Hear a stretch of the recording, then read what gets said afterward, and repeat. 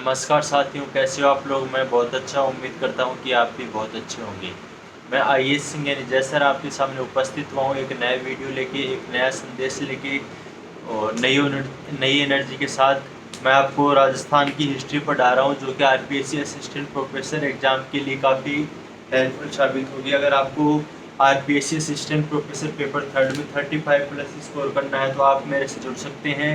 आप मेरी क्लासेज ले सकते हैं। आप फ्री ऑफ कॉस्ट आप मेरे से यूट्यूब पे पढ़ सकते हैं। सभी क्लासेज ले सकते हैं। राजस्थान की हिस्ट्री में मैंने आधा सिलेबस करवा दिया है और आधा सिलेबस मैं आपको करवा दूंगा। ठीक है साथियों, तो स्टार्ट करते हैं। इससे पहले मैं आपको बता दूं कि ज्योग्राफी बाई आई सिंह हमारे यूट्यूब चैनल का नाम है, जिसको आप ज़रूर सब्सक्राइब करें। हमारे यूट्यूब चैनल को सब्सक्राइब करने के बाद आप हमारे इस सेशन को लाइक करें, अपने दोस्तों के साथ शेयर करें। ठीक है साथियों, स्टार्ट करता हूँ। किसान आंदोलन। परिचय। राजस्थान के प्रमुख किसान आंदोलन, इसमें हम पढ़ेंगे बिजोलिया, बेंगू, बूंदी, शेखावटी, मारवाड़, बीकानेर और अन्य। परिचय। मध्यकाल में राजस्थान में भूमि के 4 क्षेत्रों में विभाजित थी। भूमि। खालसा भूमि प्रत्यक्ष रूप में राजा के नियंत्रण में होती थी। इसका 100% राजस्व राजा के पास जाता था। जागीर भूमि। इस प्रकार की भूमि राजाओं द्वारा जागीरदारों या शक्तिशाली सामंतों को वेतन या पुरस्कार स्वरूप भी दी जाती थी। यह भूमि जागीरदारों के नियंत्रण में थी। चारागाह भूमि। भूमियों को प्रदत्त भूमि भूमिया या पहरेदार या चौकीदार या राजमार्ग की सुरक्षा करने वाले जनता पर विभिन्न प्रकार के कर लागू किए जाते थे, जैसे भू राजस्व कर, नकद व अनाज दोनों रूप में वसूला जाता था। भू राजस्व कर। वसूलने की विधि। लाटा विधि। फसल कटने के बाद निर्धारित हिस्सा वसूलना, उसे लाटा विधि कहते हैं। कुंता विधि। खड़ी फसल का हिस्सा। और रेक। राजा द्वारा जमींदारों या सामंतों से वसूलने जाने वाली राजकीय कर विधि। लाग बाग। जनता से वसूले जाने वाली अन्य कर विधि। नियमित या अनियमित होती थी, है ना।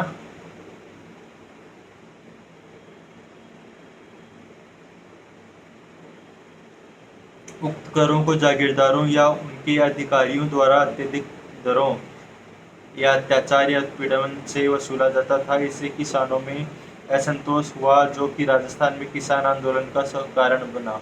राजस्थान की किसान आंदोलन। सबसे पहले हम पढ़ रहे हैं बिजोलिया किसान आंदोलन। इसे विंध्यावली या विजयावली भी कहा जाता है। खानवा युद्ध में भाग लेने के परिणाम स्वरूप उपहार स्वरूप अशोक परमार को उपरमाल जागीर महाराणा सांगा द्वारा दी गई थी, है ना। और इस जागीर में 79 गांव थे, जिसमें से बिजोलिया सबसे बड़ा क्षेत्र था। यहाँ बिजोलिया में धाकड़ जाति के किसान रहते थे। 1921 में 15,000 जनसंख्या थी यहाँ पे।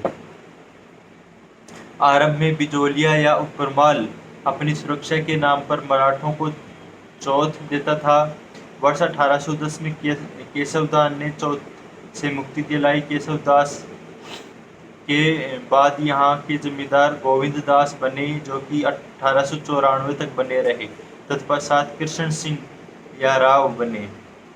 ठीक है। कृष्णदास ने उत्पीड़न किए, जिसके परिणाम स्वरूप जनता व राव के मध्य के संबंध कटु हो गए थे, जिसके परिणाम स्वरूप बिजोलिया में किसान आंदोलन शुरू हुआ।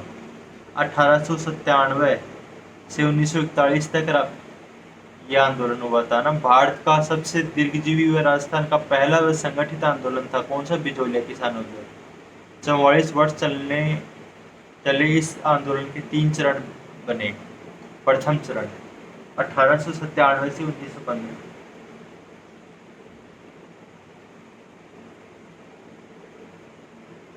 यह आंदोलन का आरंभ था। इसमें कोई नेतृत्व नहीं था। इस चरण में जन जागरूकता का प्रादुर्भाव, जिसमें निम्न घटनाक्रम हुआ। 1897 में गिरधरपुरा गांव में किसान गंगाराम के पिता की मृत्यु पर आसपास के किसान एकत्रित हुए तथा अपने ऊपर हो रहे अत्याचारों की सूचना मेवाड़ महाराणा फतेह सिंह को दे देने हेतु नानाजी व ठाकरे पटेल के नेतृत्व में एक प्रतिनिधि दल भेजे। ये पूछते एग्जाम में कि नानाजी और ठाकरे किस आंदोलन से संबंधित हैं, ठीक है ना, तो आपको ध्यान रखना बिजोलिया किसान आंदोलन से। इस दल ने महाराणा से वार्ता की। महाराणा ने हामिद हुसैन नामक अधिकारी को बिजोलिया भेजा। इसने किसानों के पक्ष में रिपोर्ट प्रस्तुत की। इधर राव कृष्णदास ने नानाजी व ठाकरे पटेल को गिरफ्तार किया। नानाजी और ठाकरे पटेल। छप्पनिया अकाल 1956 विश्व संवत में मदद नहीं की।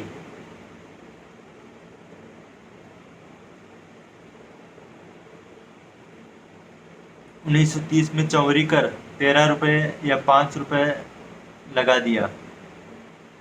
इसके विरोध में किसानों ने कृषि छोड़कर ग्वालियर प्रस्थान किया। आर्थिक नुकसान को देखते हुए राव ने किसानों को कुछ रियायतें दी और पुनः बिजोलिया लाया। 1906 में राव कृष्णदास की मृत्यु हो गई। इसके स्थान पर पृथ्वी सिंह राव बने।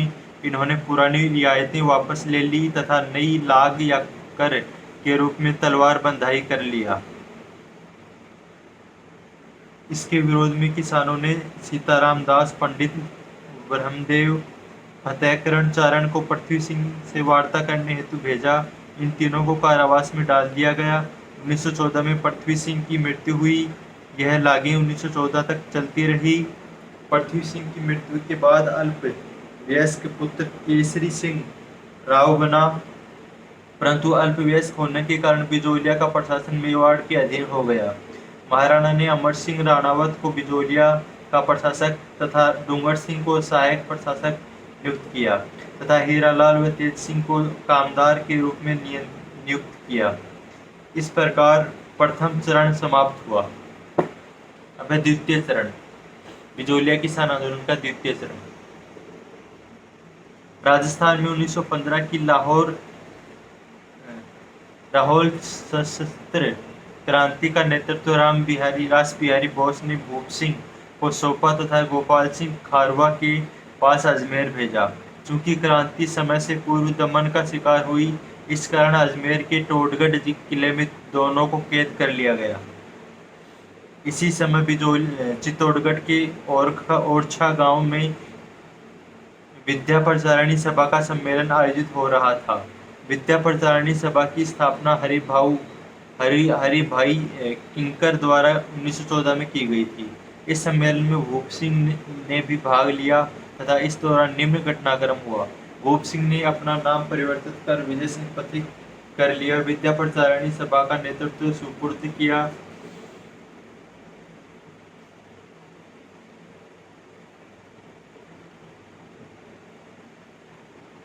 ठीक है ना।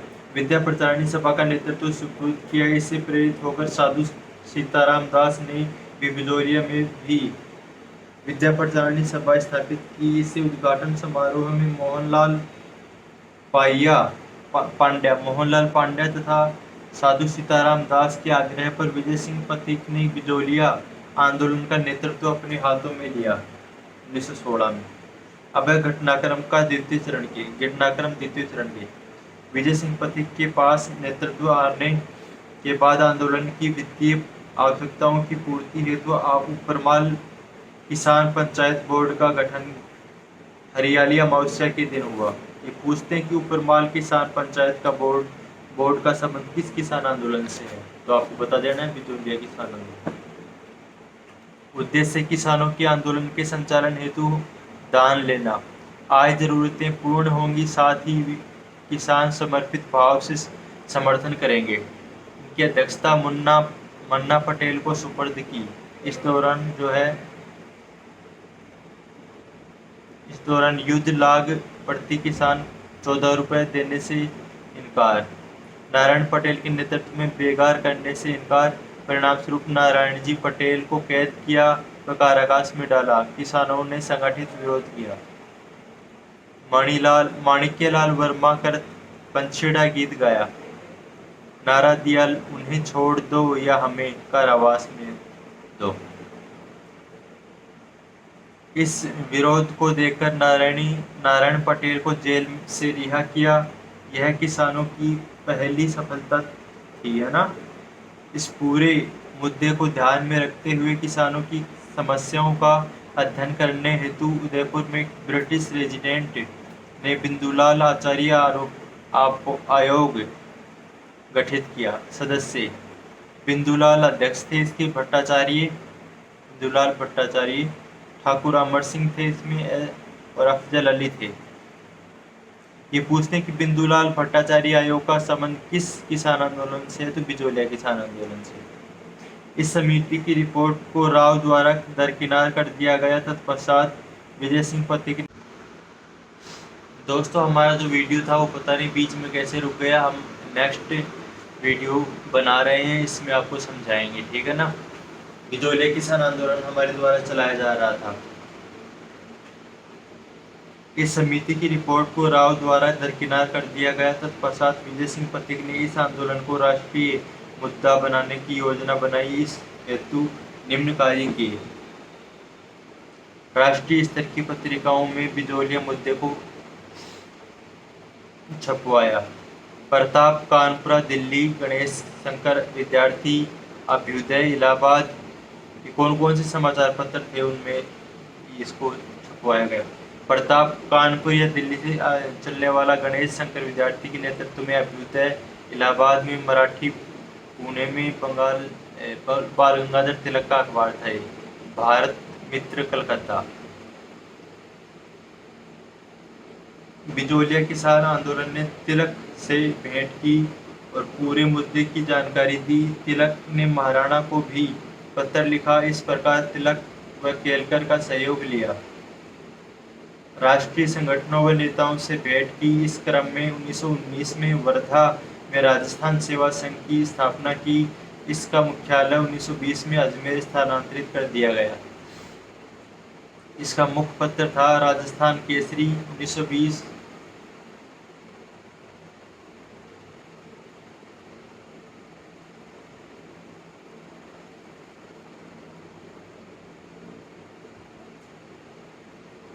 इसका मुख्य पत्र कौन सा था? राजस्थान केसरी 1920 में जारी किया गया। नवीन राजस्थान 1921 में और तरुण राजस्थान 1922 में। राजस्थान सेवा संघ के समुदाय की हैसियत से 1919 के अमृतसर कांग्रेस अधिवेशन में भाग लिया। यहाँ पर बिजोलिया प्रस्ताव लाया गया तिलक द्वारा, जिसका समर्थन केलकर ने किया। गांधी व मदन मोहन मालवीय विरोध में प्रस्ताव पारित हुआ। फिर है 1920 के कांग्रेस के नागपुर अधिवेशन में गांधी जी ने पथिक को बुलाया, सारा मुद्दा समझा, महादेव देसाई को मेवाड़ भेजा। इस प्रकार गांधी जी भी आंदोलन के समर्थन में आ गए।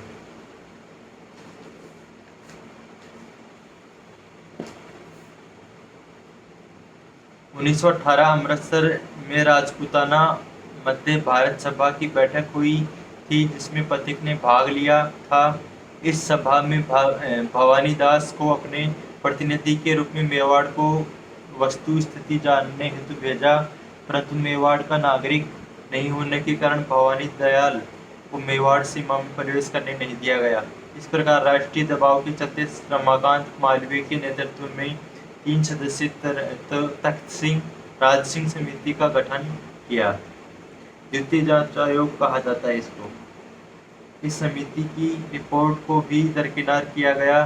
तब ब्रिटिश रेजिडेंट विल्किंसन स्वयं ने जांच रिपोर्ट बनाई, जिसे 1921 में राजपूताना एजेंसी रिपोर्ट में प्रकाशित करवाया। इस रिपोर्ट में लिखा गया है कि यह आंदोलन रूस के बोल्शेविक क्रांति के पद चिन्हों पर है। ये पूछते हैं ना किस आंदोलन से संबंधित यह कथन। यह आंदोलन रूस की बोल्शेविक क्रांति के पद चिन्हों पर है। इस रिपोर्ट को गंभीरता पूर्वक लेते हुए तत्कालीन एचजी हॉलैंड के नेतृत्व में 4 सदस्यीय समिति। दोस्तों हम बिजोलिया किसान आंदोलन पढ़ रहे थे, उसको कंटिन्यू कर रहे हैं। 1921 में समिति का गठन किया। 1922 में इस समिति ने रिपोर्ट प्रस्तुत की।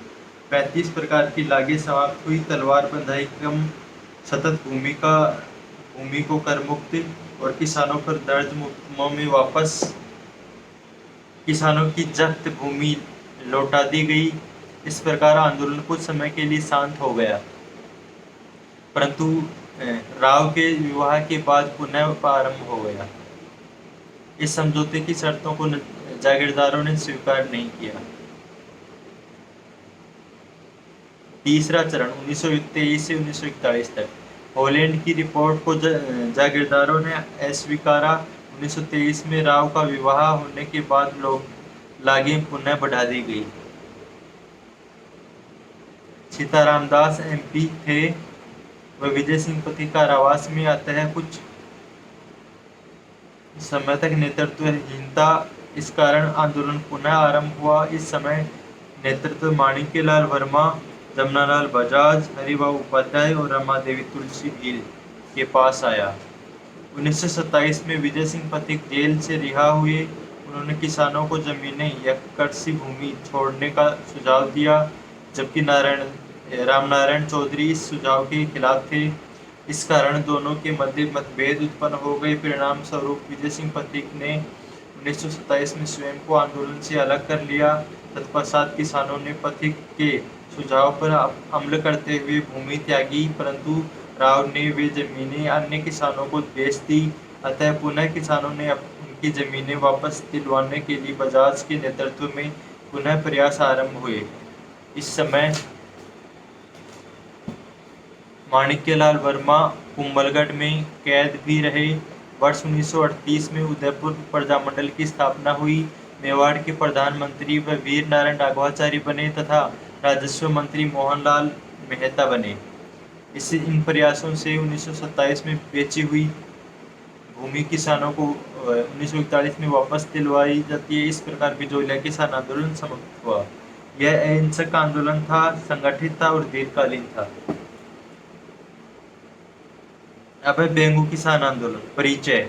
मेवाड़ रियासत के कुल 16 अश्रेणी के ठिकानों में से एक बेंगू था। यह चूड़ावत जागीरदारों के अधीन थी। यह ठीक है ना। और यहाँ पर धाकड़ किसानों का बाहुल्य था। वर्तमान में बेंगू चित्तौड़गढ़ में है। घटनाक्रम।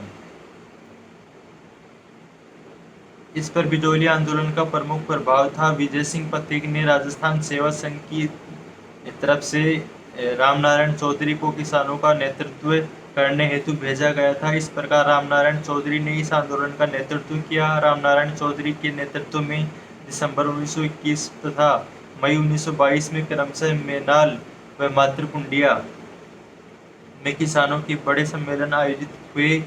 इन सम्मेलनों के परिणाम स्वरूप राव अनूप सिंह पर किसानों को राजी करने का दबाव बना। तत्पश्चात जून 1922 में अजमेर में विजय सिंह पथिक, रामनारायण चौधरी व अनूप सिंह के मध्य एक औपचारिक समझौता हो गया। चूंकि इस समझौते से पूर्व ब्रिटिश रेजिमेंट तथा महाराणा से अनुमति नहीं ली गई थी, इसलिए इस समझौते को मेवाड़ महाराणा द्वारा अस्वीकार कर दिया गया। दंड स्वरूप अनूप सिंह को बेंगू की जागीर से अपदस्थ करके बेंगू का प्रशासन मेवाड़ महाराणा के अपने नियंत्रण में ले लिया। महाराणा ने अपने नियंत्रण में ले लिया तथा अमृतलाल को यहाँ का प्रशासक नियुक्त किया गया। ब्रिटिशर्स ने भी इस समझौते को अस्वीकार किया तथा इसे बोल्शेविक समझौता बताया। ट्रेंच आयोग। सेटलमेंट अधिकारी ट्रेंच के नेतृत्व में एक आयोग बिठाया गया। इस आयोग ने अपनी रिपोर्ट मार्च 1923 में प्रस्तुत की। यह रिपोर्ट किसानों के हितों के विरुद्ध थी। इस रिपोर्ट पर चर्चा करने हेतु 13 जुलाई 1923 को किसान गोविंदपुरा गांव में एकत्रित हुए। इन किसानों पर लाठीचार्ज हुआ, जिसमें रूपाजी व कृपाजी किसान वीरगति को प्राप्त हुए। ये पूछते हैं कि रूपाजी और कृपाजी का संबंध किस किसान आंदोलन से है। इस समय मेवाड़ महाराणा भोपाल सिंह थे। सरकार ने आंदोलन को कुचलने हेतु दमन चक्र आरंभ किया। इससे किसानों का मनोबल गिरने लगा। ऐसे में विजय सिंह पथिक बेंगू आए, परंतु 10 सितंबर 1923 को इन्हें गिरफ्तार कर 5 वर्ष की सजा दी गई। किसानों की 34 लागें समाप्त की गई और बेगार प्रथा समाप्त की। इस प्रकार 1925 तक बेंगू आंदोलन समाप्त हुआ। अब बूंदी किसान आंदोलन। यह भी बिजोलिया से प्रभावित था। राजस्थान में सेवा संघ की तरफ से नैनूराम ने आंदोलन का नेतृत्व किया। नैनूराम के नेतृत्व में वर्ष 1922 में बरड़ गांव में किसान सम्मेलन हुआ। तत्पश्चात लंबा खोद में सम्मेलन हुआ। पहले दिन 1000 पुरुष व मास्टर भंवरलाल का नेतृत्व व गिरफ्तारी और दूसरे दिन हजारों स्त्रियों ने भाग लिया। भंवरलाल, नारायण सिंह व नैनूराम को गिरफ्तार किया गया। उक्त तीनों की गिरफ्तारी के बाद किसानों ने इसके विरोध में 2 अप्रैल 1923 को डाबी गांव में बड़ी संख्या में किसान एकत्रित हुए और इन किसानों पर पुलिस अधिकारी इकराम हुसैन, कल्याण सिंह व सरदार मल ने गोलीबारी की, जिससे कई किसान मारे गए, जिसमें 2 प्रमुख नेता नानक भील व देवीलाल गुर्जर भी शामिल थे। इसे डाबी हत्याकांड कहा जाता है। पूछते हैं कि डाबी हत्याकांड का संबंध किस किसान आंदोलन से और नानक भील और देवीलाल गुर्जर का संबंध किस किसान आंदोलन से है। इनकी याद में माणिक्यलाल वर्मा ने अर्जी गीत भी लिखा था। डाबी किसान पंचायत साधु सीताराम दास द्वारा, इसकी अध्यक्षता हरलाल भड़क को बनाया गया है ना। इस हत्याकांड के बाद आंदोलन समाप्त हो गया। वर्ष 1936 में गुर्जरों की सामाजिक प्रथा पर सरकार ने प्रतिबंध लगाया। इसके विरुद्ध 5 अक्टूबर 1936 को किसानों ने हिंडोली के हुडेश्वर मंदिर में पुनः एक सम्मेलन रखा। तत्पश्चात गुर्जरों ने 1939 में तोरण बावड़ी में भी सम्मेलन रखा, जिसका नेतृत्व गोवर्धन प्रथम रामविलास ने किया। इन दबावों के परिणामस्वरूप महाराणा को आदेश वापस लेना पड़ा। आंदोलन 1945 तक पूर्णतः समाप्त हुआ। इसमें नित्यानंद मेहता का भी महत्वपूर्ण योगदान था।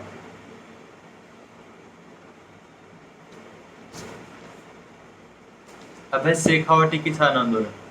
सीकर, चूरू, झुंझुनू क्षेत्र में ना जयपुर राज्य का हिस्सा था ये। जाट, राजपूत, बाहुल्य था ये। गांधी जी के प्रभाव में आकर वर्ष 1942 में चिरवा सेवा समिति का गठन किया गया, जिसका कार्य किसानों की मांगों को उठाना था। इस समिति के सदस्यों को एक तरफा खेतड़ी राजा द्वारा दंडित भी किया गया था। वर्ष 1922 में सीकर के राव कल्याण सिंह नियुक्त हुए। इन्होंने सीकर में 20% से 50% तक कर बढ़ा दिया, जिसके विरोध में किसानों का प्रतिनिधि मंडल जयपुर महाराजा के पास गया। तत्पश्चात RI गवेसी, महकमा खान या प्रधान की मध्यस्थता में किसानों के हित में कुछ निर्णय लिए गए, जिससे किसानों को राहत मिली। सीकर अर्ध स्वतंत्र ठिकाना था, जिसमें 436 गांव थे। शेखावटी आंदोलन का आरंभ सीकर से हुआ था। इस कल्याण सिंह राजा था यहाँ का, परंतु राव ने अपने निर्णय कुछ समय बाद पुनः लागू किए। जल्द ही यह मुद्दा अंतर्राष्ट्रीय मुद्दा बना, जब पैट्रिक लॉरेंस ने इस मुद्दे को ब्रिटिश संसद में उठाया था। ये पूछ सकते हैं कि किस किसान आंदोलन का संबंध अंतर्राष्ट्रीय मुद्दा बना था। तरुण राजस्थान के संपादन हरि ब्रह्मचारी व सेवा संघ के सदस्य राम नारायण चौधरी ने इस मुद्दे के लेख लंदन की पत्रिका डेली हेराल्ड को भेजे और छपे भी, है ना। इस समय मास्टर प्यारेलाल चिड़ावा क्षेत्र में 1922 में अमर सेवा समिति का गठन किया गया। ये पूछते हैं कि अमर सेवा समिति का गठन का संबंध किस किसान आंदोलन से है। इन्हें चिरवा का गांधी भी कहा जाता है। इन प्रयासों का राव पर प्रभाव नहीं पड़ा, उल्टे राव ने कर बढ़ा दिए। इस स्थिति में कई जाट सम्मेलन आयोजित हुए। पुष्कर, अक्टूबर 1925 में जाट सम्मेलन हुआ। बगड़, नवंबर 1925 में झुंझुनू में राम सिंह की अध्यक्षता व रतन सिंह की अध्यक्षता में विशाल जाट सम्मेलन आयोजित हुआ। इसका प्रभाव आसपास के क्षेत्रों पर भी हुआ। दिसंबर 1925 में पंचपाणे क्षेत्र ने भी आंदोलन की घोषणा कर दी। खेतड़ी, मंडावा, ढूंढलोद, नवलगढ़ व बिसाऊ क्षेत्र थे, यहाँ पे आंदोलन हुआ था। उक्त दोनों सम्मेलनों के दबाव के चलते हुए राव भूमि मापन व कर के नियमीकरण हेतु राजी हुए। 1928 में भूमि मापन का कार्य आरंभ हुआ, परंतु जरीब की लंबाई को लेकर पुनः विवाद हो गया। झुंझुनू का विशाल जाट सम्मेलन।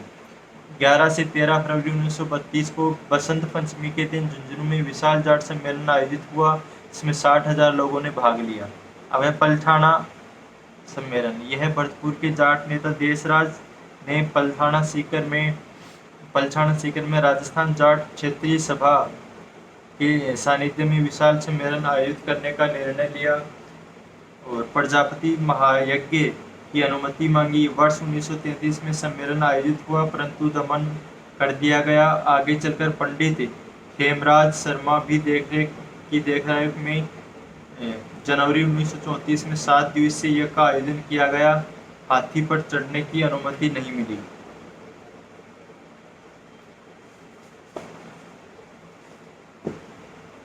इस सम्मेलन के भाषणों के आधार पर जन नेता चंद्रभान को गिरफ्तार किया गया और 6 माह का कारावास दिया गया। इस विरोध में भूमिकर बंद कर दिया गया। कटराथल सम्मेलन।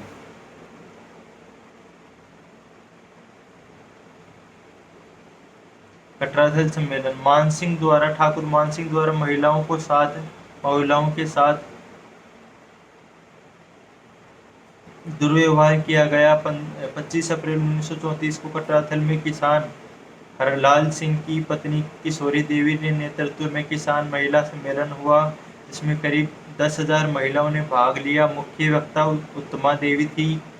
इन सब दबावों के बाद अंग्रेज अधिकारी वेब की मध्यस्थता में अगस्त 1934 में राव व किसानों के मध्य समझौता हुआ और अल्पकालिक शांति स्थापित हुई। इस दौरान नरोत्तम लाल जोशी का जकात आंदोलन चलता रहा। नरोत्तम लाल जोशी, ध्यान रखना। 1934 और उसके बाद यह आंदोलन राजपूत जाट विवाद के रूप में सामने आया, जिसकी प्रमुख घटनाएं निम्न थी। हनुमानपुरा कांड। 1934 में देवाराम हेरावास के ठाकुर कल्याण सिंह के जाटों के घर जला दिए गए।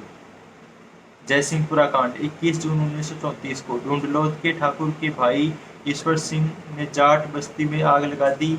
मुकदमा जयपुर महाराजा के पास पहुंचा। खुरी गांव कांड।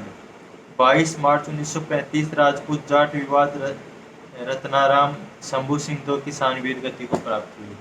इसी दौरान कुदन गांव में अंग्रेज अधिकारी वेब व मोहनलाल हुसैन कुदन गांव लगान वसूलने गए थे। यहाँ पर विद्रोह हुआ। 25 अप्रैल 1935 को हुई इस विद्रोह में 4 किसान मारे गए थे। पुलिस गोलीबारी हुई। यहाँ पे टीकाराम, आसाराम, तुलसाराम और नेपाराम, इनका संबंध ये 4 किसान थे जो वीरगति को प्राप्त हुए थे। वर्ष 1947 में हीरालाल शास्त्री पीएम बने और तब आंदोलन समाप्त हुआ।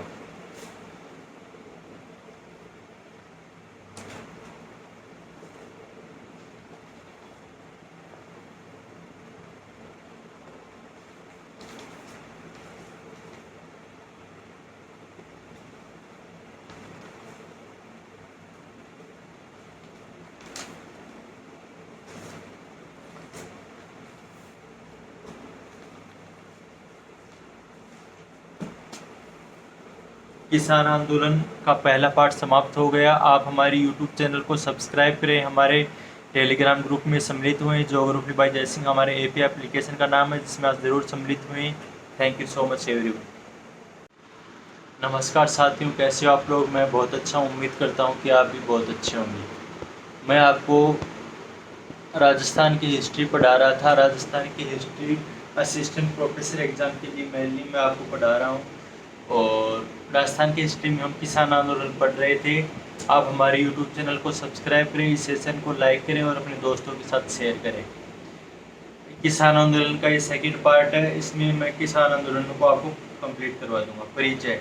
1894 में अलवर को खालसा भूमि घोषित किया गया तथा अलवर महाराजा के प्रत्यक्ष नियंत्रण में आ गया।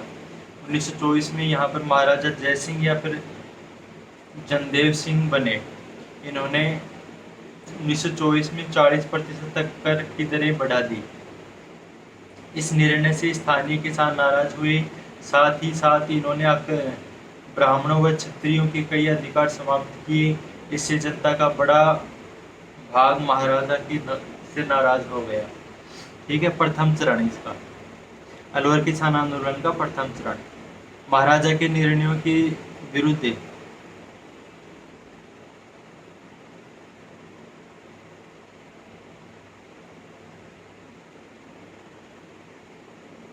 महाराजा के निर्णयों के विरुद्ध 1925 में दिल्ली में क्षत्रिय महासभा का सम्मेलन बुलाया गया। गोविंद सिंह, माधो सिंह, अमर सिंह व गंगा सिंह इन चारों का नेतृत्व कर रहे थे। यहाँ पर पुकार नामक पैम्पलेट वितरित किया गया। इस सम्मेलन के बाद थानागाजी बानसूर क्षेत्र के ब्राह्मणों व क्षत्रियों ने कर देने से इनकार कर दिया तथा बानसूर में सशस्त्र क्रांति की योजना बनाई। महाराजा ने इन घटनाओं को ध्यान में रखते हुए 7 मई 1925 को अपने प्रतिनिधि के रूप में रामचंद्र ओझा को इस क्षेत्र में भेजा। इसका मकसद यह था कि हालात का जायजा लिया गया था। 14 मई 1925 को बानसूर के नीमूचाना गांव में किसान एकत्रित हुए। डेट भी पूछते हैं और कहाँ पे हुआ था ये भी पूछते हैं। डेट क्या है? 14 मई 1925 में। जिनका नेतृत्व अमर सिंह, माधो सिंह, गोविंद सिंह व सीता देवी रघुनाथ की पुत्री। एकत्रित ग्रामीणों पर महाराजा द्वारा कौन सा था? महाराजा छज्जू सिंह व गोपाल दास के नेतृत्व में एक सेना भेजी गई। इसकी गोलीबारी से 156 किसान मारे गए और इस हत्याकांड को निम्न भागों में जाना गया। नीमूचाना हत्याकांड रामनारायण चौधरी राजस्थान का। जलियांवाला हत्याकांड किसने कहा? रियासत अखबार ने कहा। और दोहरी डायरेक्ट शाही या फिर व्यवस्था हत्याकांड गांधी जी ने कहा था यंग इंडिया पत्रिका में। तो आपको ये ध्यान रखना है किसने इसके बारे में क्या कहा था। इस हत्याकांड की जांच हेतु 2 समितियां गठित हुई। राष्ट्रीय स्तर पर मणिलाल कोठारी की अध्यक्षता व रामनारायण चौधरी की अध्यक्षता में इस समिति का गठन किया गया। राष्ट्रीय स्तर पर इसके महाराजा को दोषी बताया गया। फिर अलवर राज्य द्वारा बढ़ते दबाव को देखते हुए महाराजा ने छज्जू सिंह, सुल्तान सिंह, रामचरण की अध्यक्षता में उप समिति गठित की। महाराजा ने ठिकानों की अधिकांश मांगी मानी, 28 रुपये हर्जाना दिया और कारावास से उनको रिहा किया। इस प्रकार नवंबर 1925 में यह किसान आंदोलन समाप्त हो गया। दूसरा चरण, इसको मेव आंदोलन कहते हैं। 1931-32 में मेव किसानों की 2 मांगे थी। राजस्व दरों में कमी की जाए, सुअरों के शिकार पर प्रतिवर्ष प्रतिबंध को हटाया जाए। उक्त दोनों मांगों को नहीं माना गया। तब तिजारा किशनगढ़ क्षेत्रों के किसानों से कर देने से इनकार कर दिया। तत्पश्चात अंजुमन खादिज उल इस्लाम 1923 में स्थापित ने मेव आंदोलन को नेतृत्व दिया। 1932 में इस संस्था का प्रधान यासीन खान था, है ना।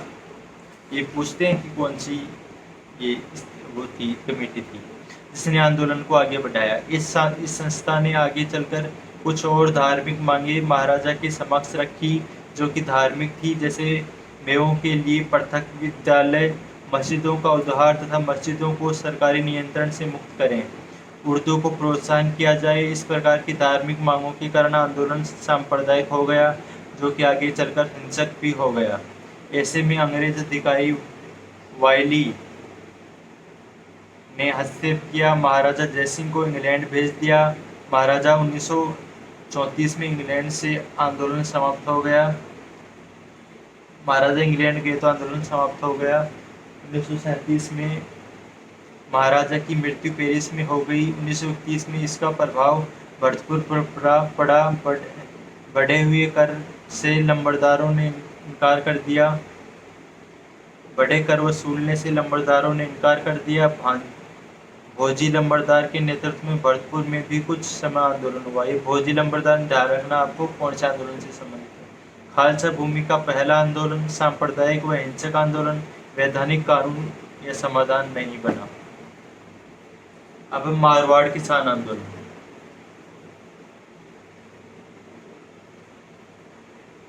रियासत का परिचय। इसमें जोधपुर, नागौर, पाली, बाड़मेर, शामिल थे, है ना। राजस्थान की सबसे बड़ी रियासत थी, राठौड़ राजवंश था यहाँ। जोधपुर रियासत का 87% भूभाग जागीरों के रूप में आवंटित था और 13% भूमि खालसा भूमि थी। ठीक है ना। पाटवी और भूमिचारा, इसको दो पार्टों में डिवाइड करते हैं। पाटवी, इसमें ज्येष्ठ पुत्र जागीरदार का अधिकारी होता था, उत्तराधिकारी होता था। अन्य पुत्रों को अन्य स्थान पर भूमि प्राप्त करते थे। भूमिचारा, जागीरदार के सभी पुत्रों में जागीर का समान रूप से वितरण था। विभाजना, इससे जागीरदारों की संस्था बढ़ गई। इसको चूंदड़ी चारणी या बांट भी कहा जाता था।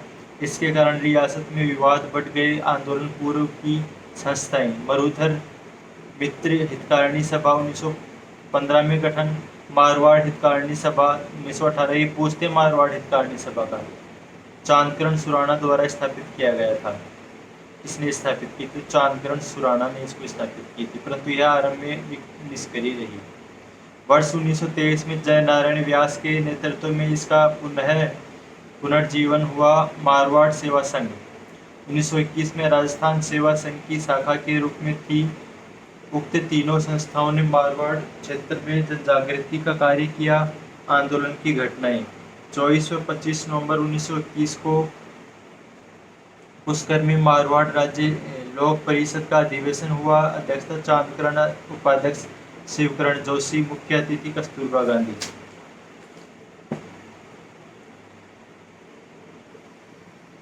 इस अधिवेशन में किसानों की मांगों का घोषणा पत्र बनाया तथा निम्न संस्थाओं के माध्यम से जोधपुर महाराजा तक पहुंचाया। मारवाड़ हितकारिणी सभा, मारवाड़ यूथ लीग, राजस्थान जाट क्षेत्रीय सभा। परिणाम स्वरूप महाराजा ने उक्त तीनों संस्थाओं को प्रतिबंधित कर दिया, तो किसानों ने कृषि से बहिष्कार कर लिया। किसानों के अधिकांश मांगे मान ली। आंदोलन अल्पकाल के लिए शांत हुआ। मई 1938 में सुभाष चंद्र बोस की प्रेरणा से भंवरलाल सराफ, जयनारायण व्यास, आनंद सुराणा ने जोधपुर में मारवाड़ लोक परिषद की स्थापना की। मारवाड़ लोक परिषद, ध्यान रखना आप लोग, इस संस्था में किसानों की मांगों को पुरजोर तरीके से रखा गया, तो महाराजा ने इसे अवैध घोषित कर दिया। परिणाम स्वरूप मारवाड़ के 3 और संस्थाएं सक्रिय हुई। अब है जाट कृषक सुधार संस्था। जाट कृषक सुधार संस्था, और दूसरी है मारवाड़ राजपूत संस्था। मूलाराम चौधरी प्रथम अध्यक्ष व संस्थापक और सचिव मूलचंद्र जाट महासभा, जाट कृषक सुधार संस्था के सचिव मूलचंद चौधरी। मारवाड़ किसान सभा, बलदेव मिर्धा इसके संस्थापक थे और मंगल सिंह कछवा अध्यक्ष थे। उक्त तीनों संस्थाओं के दबाव के चलते महाराजा सुखदेव नारायण सिंह समिति का गठन किया गया। इस समिति ने रिपोर्ट प्रस्तुत की जिससे किसान असंतुष्ट थे, क्योंकि इस समय उत्तरदायी शासन की मांग हो रही थी, निरंतर बढ़ती जा रही थी। इस हेतु कई सभाएं मारवाड़ में आयोजित हो रही थी। इस दौरान सभाओं को रोकने के प्रयास होते रहे। इस क्रम में मारवाड़ में 3 बड़ी अहम घटनाएं घटित हुई। चंडावल कांड, पाली, निमाज कांड, डाबरा कांड। चंडावल कांड क्या था, हत्याकांड क्या था? 28 मार्च 1942 को घटित हुआ। उत्तरदायी शासन हेतु बैठक चल रही थी, ठाकुर ने लाठीचार्ज करवाया। निमाज हत्याकांड कहाँ पे? पाली में। 29 मार्च 1942 को लाठीचार्ज हुआ। उक्त तीनों घटनाओं के बाद आंदोलन कुछ समय के लिए शांत हुआ, परंतु 1946-47 में पुनः सक्रिय हुआ और डाबरा कांड हुआ। डाबरा कांड, नागौर टिडवाना, 13 मार्च 1947 को हुआ था। ये आप ध्यान रखना, चंडावल हत्याकांड, निमाज हत्याकांड और डाबरा हत्याकांड। किसान सभा, जिसमें लोक परिषद सहित कई संस्थाओं के सदस्यों ने भाग लिया। मोतीलाल चौधरी के घर बैठक चल रही थी। इस पर जागीरदारों ने लाठीचार्ज किया, जिससे चुन्नीलाल शर्मा सहित 6 लोगों की मृत्यु हो गई। सेठ डोंगरजी तथा मथुराम माथुर, द्वारकानाथ, पुरोहित नरसिंह राधाकृष्ण को अस्पताल ले जाया गया। आंदोलन की समाप्ति कैसे हुई वो हम पढ़ रहे हैं। 17 जून 1948 को जयनारायण व्यास के नेतृत्व में जोधपुर में लोकप्रिय सरकार स्थापित हुई, जिसमें मथुरादास माथुर व द्वारकानाथ पुरोहित को मंत्रिमंडल में स्थान दिया गया। इसके प्रयासों से 6 अप्रैल 1949 को किसानों की मांगों को ध्यान में रखते हुए जोधपुर कालांतर अधिनियम लाया गया, काश्तकार अधिनियम लाया गया। इसके साथ ही आंदोलन पूर्ण रूप से समाप्त हो गया। अब हम पढ़ेंगे बीकानेर किसान आंदोलन, ठीक है ना। बीकानेर किसान आंदोलन पढ़ेंगे। मेरी बोतल पे जय लिखा हुआ है, देख सकते हो आप।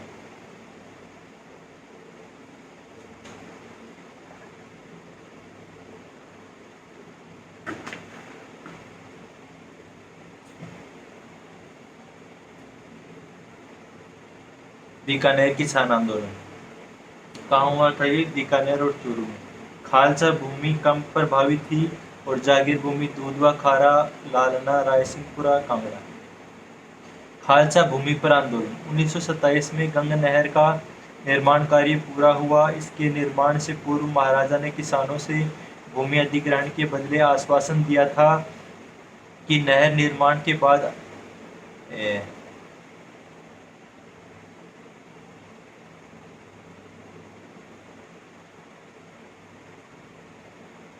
ये एक विशेष प्रकार का कर लगाया गया, जल के ऊपर नहीं वसूला जाएगा। मतलब जल पे जो टैक्स लिया जा रहा था वो वसूला नहीं जाएगा।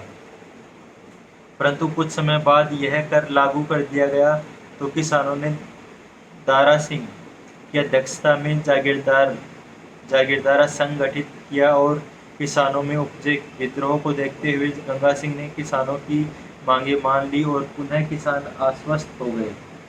बीकानेर राज्य में 37 प्रकार की लागें प्रचलन में थी। इसके विरुद्ध उदासर गांव में जीवन चौधरी के नेतृत्व में 1937 में विरोध आरंभ हुआ, मगर किसानों की अधिकांश मांगी स्वीकार कर ली गई। तो ऐसे में किसान फिर शांत हो गए। जागीर भूमि, खालसा भूमि का अपन ने पढ़ लिया है, आप जागीर भूमि का पढ़ेंगे। दूधवा खारा, ये पूछते हैं दूधवा खारा का संबंध किस किसान आंदोलन से है और कहाँ से इसका रिलेशन है। यह जागीर सूरजमल सिंह व सुगन सिंह दोनों भाइयों के विवाद के कारण न्यायालय में विचाराधीन थी। 1939 में न्यायालय के निर्णय के अनुसार सुगन सिंह को हिस्सा दे दिया गया। वह सूरज सिंह के हिस्से को खालसा भूमि का बना दिया गया। परंतु 1943 में शार्दुल सिंह ने सूरजमल सिंह को उसकी जागीर वापस लौटा दी। इस निर्णय के बाद सूरज सिंह ने किसानों के अत्यधिक अत्याचार किए तो किसानों के प्रतिनिधि के रूप में चौधरी हनुमान सिंह महाराजा से मिलने और गुरूर गए। वापसी में हनुमान सिंह को गिरफ्तार किया गया, रतनगढ़ जेल में रखा गया और अनूपगढ़ जेल में रखा गया, बीकानेर जेल में रखा गया। इस समय हनुमान सिंह ने 65 दिन आमरण अनशन किया, जो कि भारत का सबसे दीर्घकालीन था। 4 जनवरी 1948 को जेल से रिहा किया गया। वैद मगाराम ने भी इस आंदोलन में सक्रिय हिस्सा लिया था। 6 जुलाई 1945 को वैद को गिरफ्तार किया गया। इस कारण 6 जुलाई को बीकानेर रियासत ने किसान दिवस मनाया था। लालना गांव भी आपको पढ़ना है। कुंभाराम आर्य का नेतृत्व में लालना में सभा, जिसमें 40-50 भोपों ने भाग लिया। 2 जून को प्रजा परिषद की बैठक हुई। कर्मानंद की अध्यक्षता में किशनलाल कौल समिति बिठाई गई। भूमि पैमाइश हुई व शांति स्थापित हुई। अब राय सिंह नगर बीकानेर और पढ़ लेते हैं अपन। बीरबल सिंह चौधरी व कुंभाराम आर्य के नेतृत्व में किसानों ने 17 जुलाई 1946 को एक किसान सभा का आयोजन किया गया और इस सभा पर ठाकुर ने लाठीचार्ज करवाया। जिससे बीरबल चौधरी की मृत्यु हो गई। बीकानेर लोक परिषद की सदस्य थे, है ना। इस पर रियासत में 17 जुलाई को बीरबल दिवस मनाया गया। इस हत्या से प्रजा परिषद की लोकप्रियता में वृद्धि हुई। इसको कम करने हेतु महाराजा ने खालसा ख्याल सिंह जाट के नेतृत्व में एक सभा गठित की। अब कांगड़ा कांड। कहाँ? रतनगढ़ चूरू में। कांगड़ा क्षेत्र में अकाल के बावजूद राजस्व में कोई राहत नहीं मिली। जो मिली तो किसानों ने उपद्रव किया, जिसकी समीक्षा हेतु बीकानेर प्रजामंडल के 7 सदस्य जांच हेतु कांगड़ा पहुंचे और यहाँ पर उनकी गिरफ्तारी हुई, अमानवीय यातनाएं दी गई, जिसे कांगड़ा कांड कहा जाता है। 4 नवंबर 1946 को इनको रिहा किया गया। तत्पश्चात आगे चलकर जब बीकानेर में लोकप्रिय सरकार बनी तब आंदोलन समाप्त हो गया। किसान आंदोलन आपके पूरे हो चुके हैं। आप मेरा इस वीडियो को अच्छे से देखें और अच्छे से पढ़ें। सभी मस्त रहें, तंदुरुस्त रहें और अपनी स्टडी करते रहें। आप असिस्टेंट प्रोफेसर बने, ज़रूर असिस्टेंट प्रोफेसर बने। आप फ्री ऑफ कॉस्ट हमारी क्लासेस देख सकते हैं। मैंने कोई चार्ज नहीं लगाया। अगर आप मेरे नोट्स प्राप्त करना चाहते हैं तो आप मेरे से मिनिमम कॉस्ट में नोट्स भी ले सकते हैं। ज्योग्राफी बाई आई सिंह हमारे यूट्यूब चैनल को सब्सक्राइब करो और इस सेशन को अपने साथियों के साथ शेयर करो और ज़्यादा से ज़्यादा लोग हमें सपोर्ट करें। Thank you so much everyone.